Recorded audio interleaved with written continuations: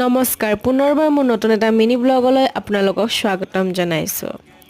আজি children's day পণ্ডিত জৱাহৰলাল নেহৰুৰ জন্মদিন উপলক্ষে আজিৰ দিনটোতে এই দিৱস পালন কৰা হয়। অৰ্থাৎ শিশু দিৱস হিচাপে আজিৰ দিনটোতে প্ৰতি বছৰে পালন কৰা হয়। ভাৰতৰ প্ৰথমজন মন্ত্ৰী আছিল পণ্ডিত জৱাহৰলাল নেহৰু। বিশিষ্ট ৰাজনীতিবিদ চিন্তাবিদ লগতে শিশুসকলক বৰ মৰম কৰিছিল। বাৰু যিয়ে নহওক টুইনিং অফ স্কুলছ আছিল, গতিকে দুখন স্কুলৰ যিহেতুকে মিলনত এটা প্ৰগ্ৰাম কৰা হৈছিল। NEP ME স্কুল পাণ্ডুৰ আৰু আমাৰ স্কুলখন মিলি প্ৰিমিয়াৰ পাব্লিক স্কুল মিলি এটা সৰু অনুষ্ঠান কৰিছোঁ, য'ত art competition, speech and dance কম্পিটিশ্যনো আছিল। তাৰপিছত সকলোৱে শিশু দিৱস এনেকৈ কেক কাটি চেলিব্ৰেট কৰিলোঁ। আজিলৈ ইমানেই।